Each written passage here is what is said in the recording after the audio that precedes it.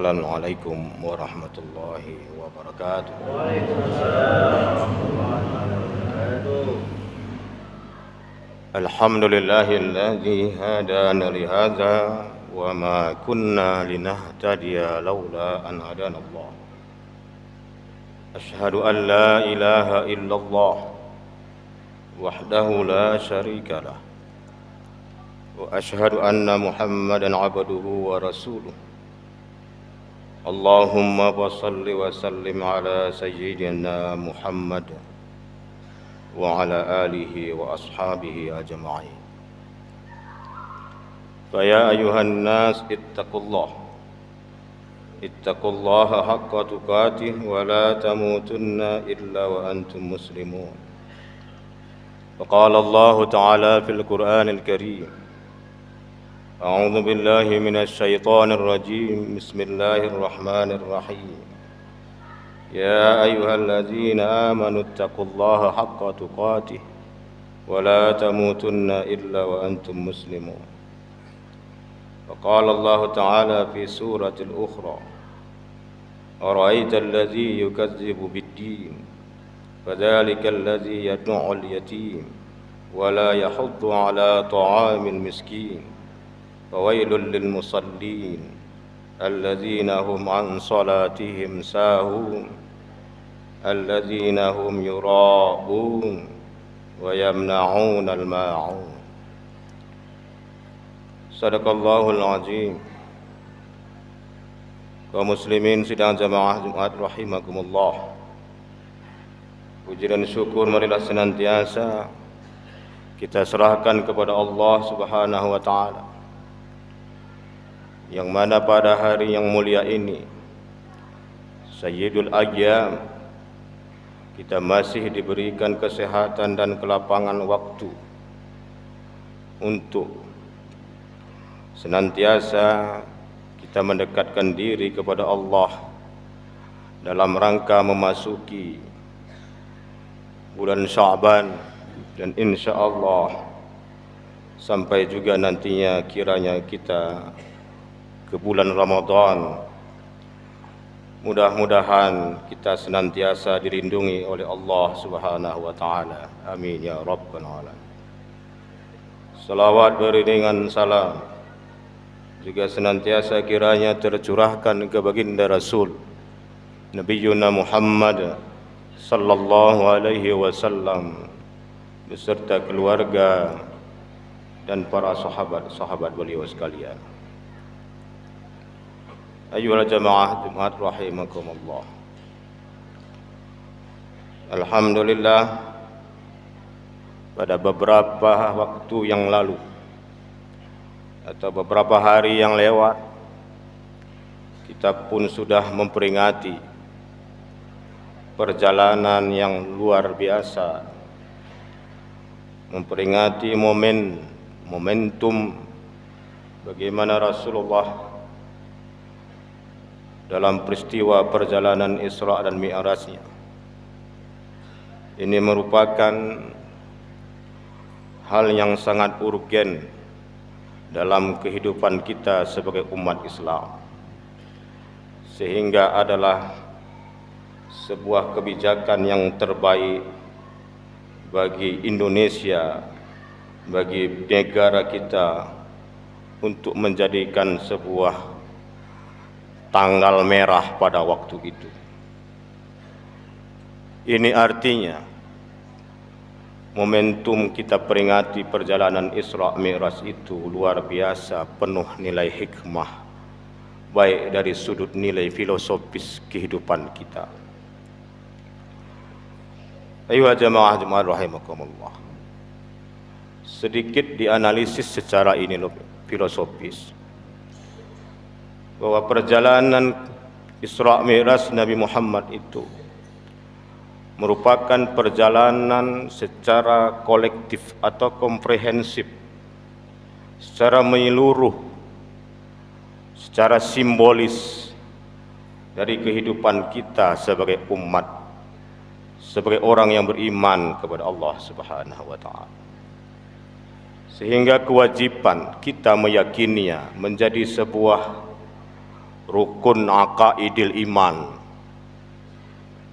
Kita yakin bahwa Rasulullah pernah di Isra Mi'rajkan.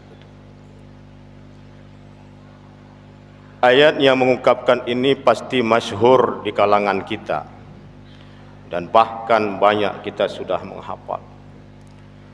Akan tetapi yang ingin saya tekan di sini adalah pemahaman kita tentang abdi, hamba. Bahwa yang diperjalankan itu adalah hamba. Kenapa Allah tidak mengistilahi kepada subhanallazi asra bi rasulillah? Kenapa Allah tidak langsung mengistilahi subhanallazi asra bi abdi Muhammadin, tetapi Allah istilahi dengan bi abdihi? Ini artinya yang melakukan perjalanan itu, yang melakukan Isra itu harus seorang hamba yang lulus sensor dari kehambaannya. Para ulama mufassirin banyak mengungkap apa makna dari hamba itu.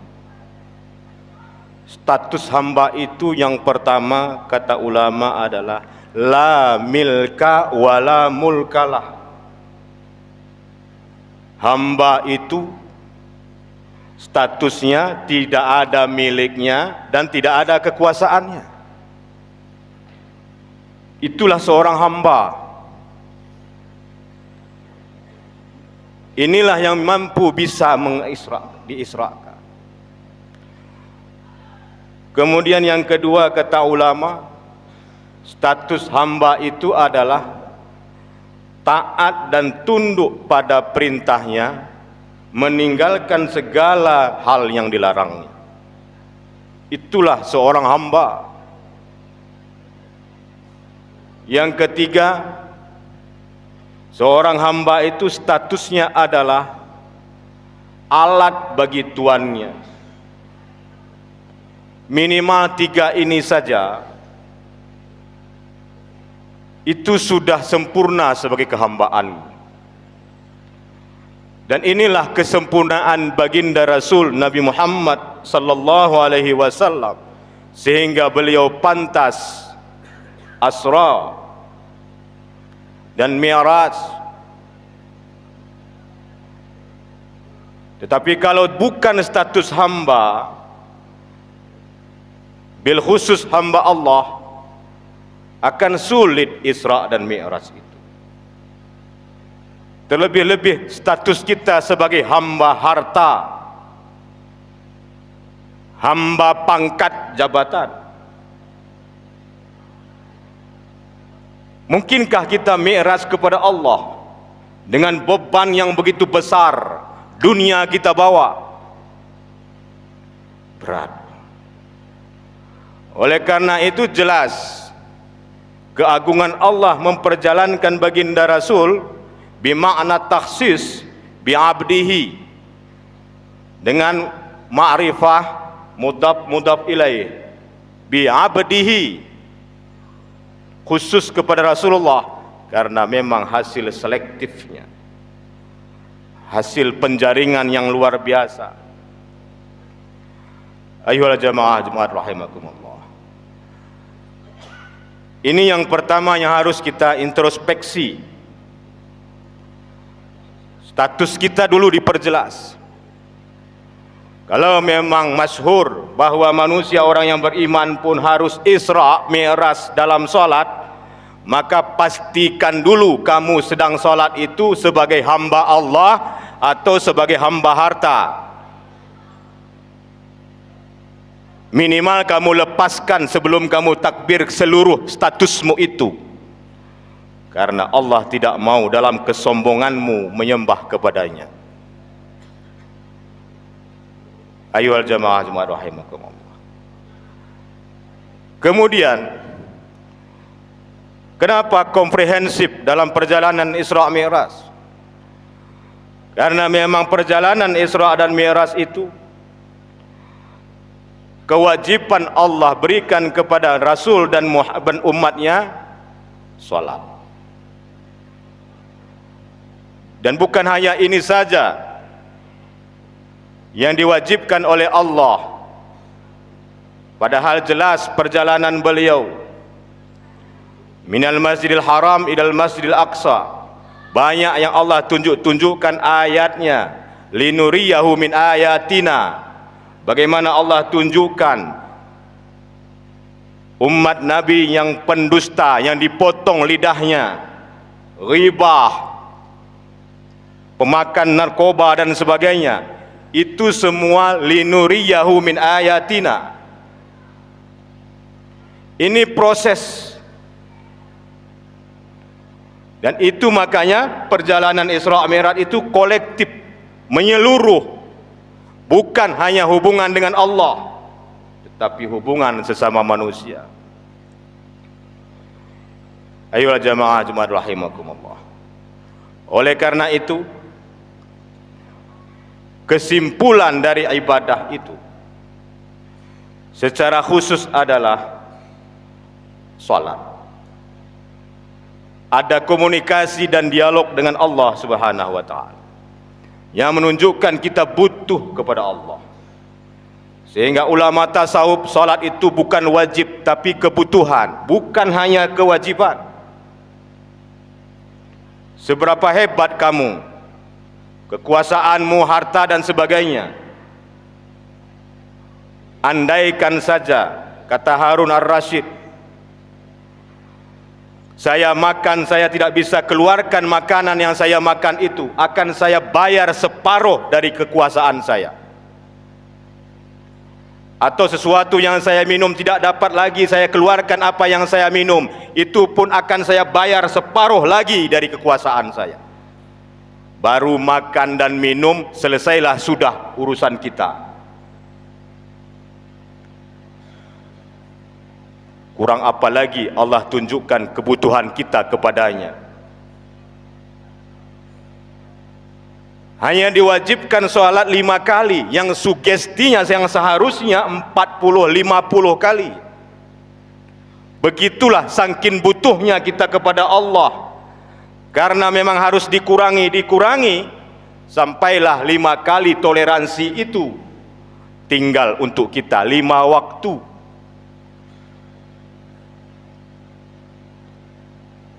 Sebagaimana lagi seorang hamba menunjukkan kebutuhannya kepada Allah, kalaulah 5 kali sehari semalam ini pun tidak selesai.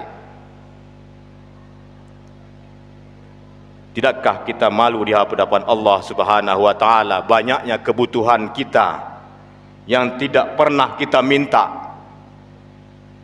Kita tidak pernah salat duha, makan tadi pagi, salat duha, makan minum kopi tadi pagi, enggak.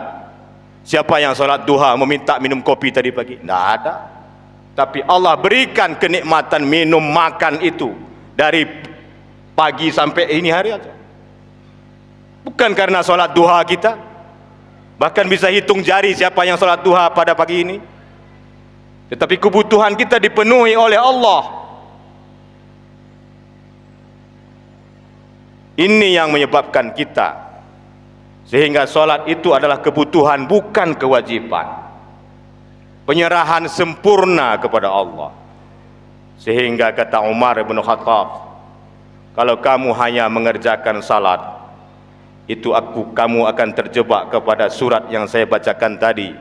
Ara'aital ladzina yukazzibu biddin, fadzalikal ladzi yad'ul yatim wa la yahuddu 'ala ta'amil miskin, wa wailul lil musallin. Kamu akan celaka walaupun kamu sholat. Alladzina hum an sholatihim sahun,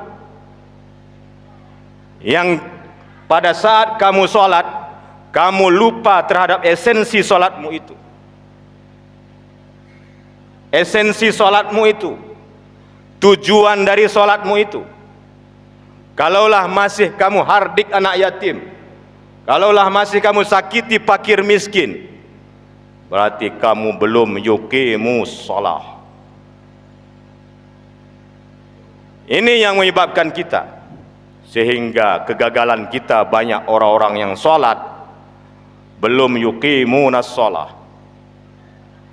Kenapa? kita masih melepaskan kewajipan, selesai tunai sudah, tetapi belum mendirikan solat, menyempurnakan segala yuqimun, asal katanya iqamah, dirikan secara sempurna.